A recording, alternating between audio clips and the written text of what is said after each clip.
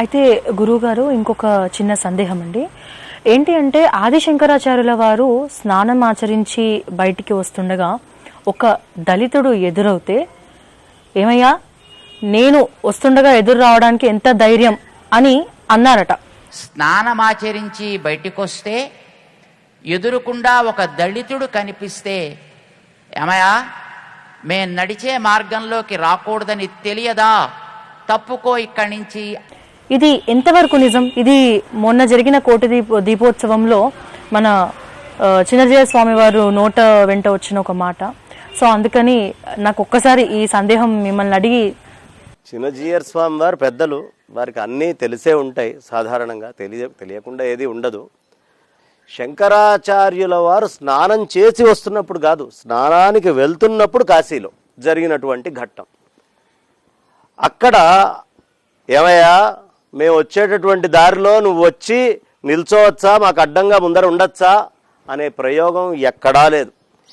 ఏ శంకర విజయంలో మనకు ఆధారం ఏమిటి? శంకరుల చరిత్ర చెప్పుకోవాలంటే శంకర విజయం. ఏ శంకర విజయంలోనూ మేము ఉండే దారిలో నువ్వు ఉండొచ్చా, మేము వెళ్ళే దారిలో నువ్వు రావచ్చా అనే పదప్రయోగం జరగలేదు. ధర్మం నుంచి దూరమైన వాళ్ళని చండాళ్ళు అంటారు. కులాలకు అతీతంగా ఇప్పుడు మనం చెయ్యకూడని పని ఏదైనా చేస్తున్నాం అనుకో అమ్మ, ఓ బ్రాహ్మడై పుట్టాడు, ఏదో మాంసమో మద్యమో ఏదో పట్టుకొని నిల్చున్నాడు. అక్కడ నిల్చొని ఉంటే చి ఏమిట్రా అది చండాలంగా, ఏమిటా చండాల పనులు అని తిడతారు కదా. అక్కడ ఆయన చేతు లోపల కళ్ళు పట్టుకొని కుక్కల్ని వేసుకొని చాలా అసలు స్నానపానాదులు ఏం లేకుండా వాసన వచ్చేటటువంటి స్థితిలో స్వామివారు స్నానం చేయడానికి వెళ్ళేటప్పుడు గట్టు మీద అడ్డున్నారు. అడ్డున్నప్పుడు ఏమోయ్ అని కానీ ఇతరత్రమైనటువంటి ప్రయోగాలు కానీ ఏమి చేయలే, గచ్చ దూరం. ఇందులో కొన్ని శంకర విజయాల్లో శిష్యులు అన్నట్టుగా ఈ ఒక్క మాటే, అంతకు మించి ఏమీ ఉండదు. ఎక్కడ కించపరిచినట్టు అసలు ఉండనే ఉండదు, తిట్టినట్టు ఉండనే ఉండదు. ఏదో హీనంగా మేము ఉండే దారిలోనూ ఉండకూడదు అనేటటువంటి మాట కూడా ఏ శంకర విజయంలో వాడబడలా. గచ్చదు, కొంచెం జరుగు నాయన, మనమే వెళ్తున్నాం, ఎవరైనా ముందుంటే ఏమంటాం, కొంచెం జరుగు. కొంచెం జరుగు అనే పదం ఏదో అమానుషము అసమానతకి సంబంధించినటువంటి మాట కాదుగా. భాషలో ఏమిటి దాని అర్థం? నేను ఆ కిందకు పోయి స్నానం చేయాలయ్యా, కొంచెం గచ్చ దూరం కాస్త జరగవయ్యా అన్నారు. దానిని మనం అంత స్థాయిలో మరి అదే శంకరాచార్యుల వారు ఒకవేళ గనక అసలు దళితులు లేరు, ఆ భావనతోటే గనక ఆయన ఉంటే, ఎప్పుడైతే ఆయనని ఏమయ్యా దేన్ని జరగమంటావు, ఈ శరీరాన్ని జరగమంటావా, లేకపోతే సర్వవ్యాపకమైన ఆత్మ చైతన్యాన్ని నీ సిద్ధాంతం ప్రకారం ఆ సర్వవ్యాపకమైన పరమాత్మ జరిగేది కాదు, అదంతటా ఉంది. ఇది పాంచభౌతికమైంది, నీ శరీరం నా శరీరం అన్నమయ ప్రాణమయ మనోమయ విజ్ఞానమయ ఆనందమయ కోశాలతో నిండిందే కదా, దీన్ని జరగమంటావా అని ఒక్క మాట అనేటప్పటికీ ఆ వచ్చినటువంటి వ్యక్తి పుట్టుపూర్వత్తరాలు ఏమీ చెప్పబడలేదమ్మా.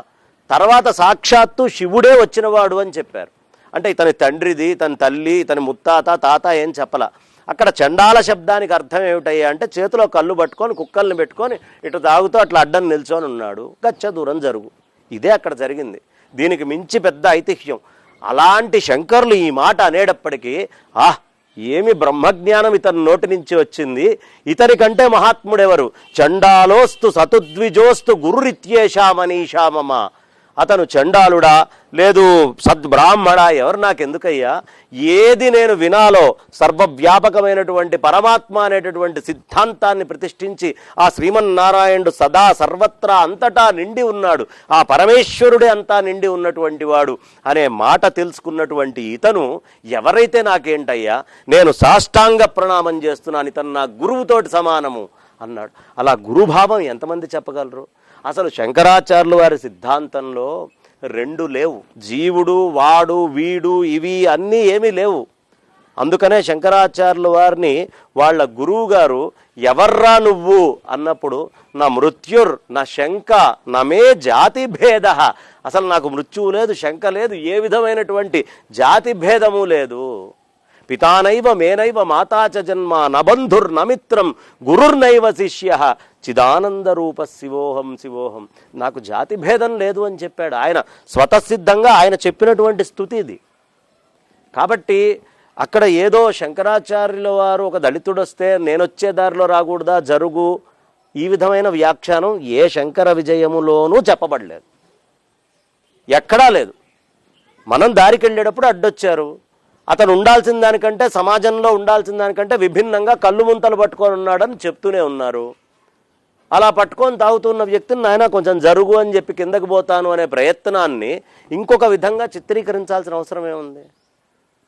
కాబట్టి ఇంకొకటి చెప్తాను, మిగతా ఎవరైనా నువ్వు నేను భగవంతుడి బంధువులము అని చెప్పే సిద్ధాంతం ఉంటుంది. భగవంతుడిని ఆశ్రయించి మనం ఉండాలి అని. నీకు నాకు అభేదం, ఆ పరమాత్మకి నాకు అభేదం ఉన్నది ఒకటే అయినటువంటి ఆత్మవస్తువు, అది తప్ప మిగతా అంతా ఉన్నట్టుగా ప్రస్తుతం కనిపిస్తుంది కానీ మిథ్యే. నా ముత్తాత తాత ఎవడు అంటే నాకు మిథ్య ఇవాళ. ఆ రోజు బతికున్నప్పుడు సత్యం, ఈ రోజు బతికున్నది నాకు సత్యం. కానీ ఈ రోజు ఆ రోజు ఇప్పుడు బతికున్నట్టు కనిపించిన దాంట్లో ఆ రోజు ఉన్న దాంట్లో ఉన్నది పరమాత్మే.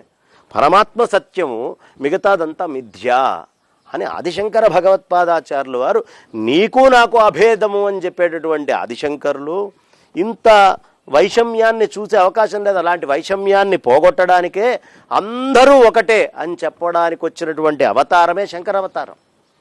ఆదిశంకర్లకి అభేదమమ్మ. దీనికి దానికి ఓ కొలతలు ఇవన్నీ తీసుకొని వచ్చి చూసే స్థాయి కాదాయింది.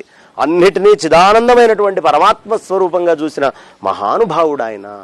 కాబట్టి అది అపరిమితమైనటువంటి మానవ మేధస్సుకు అందనటువంటి మహత్తరమైన చరిత్ర అది. కాబట్టి అక్కడ నేను మేము వచ్చే దారిలో రాకూడదని తెలీదా? ఏ శంకర విజయంలోనూ ఈ ప్రస్తావన అట్లా లేదు. బహుశా ఎక్కడా ఏ శంకర విజయంలోనూ ప్రస్తావించలేదు. కాబట్టి ఒకవేళ అలా నేను చూడని శంకర విజయం ఏదైనా ఉండి ఎక్కడైనా ఉంటే ఖచ్చితంగా అందులో ఏదైనా ఉంటే నేను తెలుసుకుంటాను. కానీ అలాంటిది ఎక్కడా చెప్పబడి లేదు, ఆ విధమైన ప్రస్తావన లేదు.